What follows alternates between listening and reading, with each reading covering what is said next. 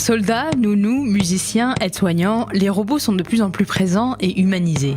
Ils nous fascinent, mais nous inquiètent aussi. Comment sont-ils nés et quel est leur futur ?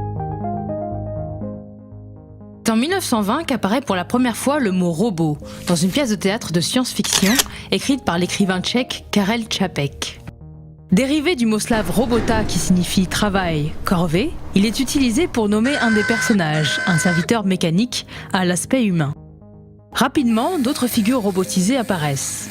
En 1927, les spectateurs découvrent le robot Maria dans le film de Fritz Lang, Metropolis. Avant de devenir des acteurs du monde réel, les robots sont donc en premier lieu des stars de la littérature, des arts graphiques et du cinéma, souvent plein d'humanité, de Robbie le robot à Wall-E, en passant par R2-D2. Ils sont aussi parfois des destructeurs et des ennemis du genre humain, comme les robots de la saga Terminator.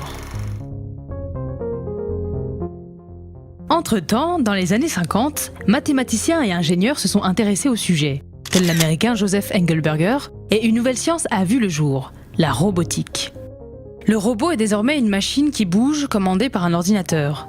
Elle se distingue des autres machines par une capacité propre à décider de son mouvement. Un drone n'est pas un robot dès lors que ses déplacements sont commandés par un humain, un robot ménager encore moins.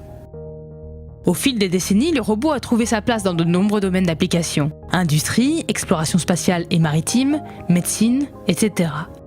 Le premier robot du monde réel s'appelle Unimate. Il s'agit d'un robot industriel créé en 1961 par l'inventeur américain George Devol pour les chaînes d'assemblage de General Motors.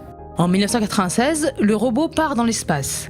Sojourner explore la planète Mars, force son sol et analyse les roches. Dans les années 2000, le Da Vinci, robot assistant du chirurgien, apparaît dans les blocs opératoires. Par la suite, des robots mobiles sont conçus pour intervenir dans des milieux hostiles comme Big Dog, un quadrupède porteur de charges lourdes testé par l'armée américaine en Afghanistan. On estime le nombre total de robots industriels dans le monde à environ 1,6 million. Alors que l'on produisait 69 000 robots par an en 1998, nous devrions aujourd'hui dépasser les 200 000 robots par an. À partir des travaux du roboticien australien Rodney Brooks, de nombreux types de robots entrent dans notre quotidien dans les années 2000. Certains imitent les animaux de compagnie, comme Aibo, le chien commercialisé entre 1999 et 2006. Il fait fureur au Japon, malgré son prix élevé. D'autres sont des humanoïdes, c'est-à-dire de forme humaine. C'est le cas d'Asimo, robot d'une grande habileté manuelle et doté de reconnaissance vocale et visuelle. Peu à peu, ces robots amis se perfectionnent, tel le robot peluche Paro, qui interagit émotionnellement avec les personnes âgées ou vient à l'aide des jeunes autistes ou des malades d'Alzheimer. Ou encore Nao, dont une version a été achetée par la ville d'Issy-les-Moulineaux pour ses maisons de retraite.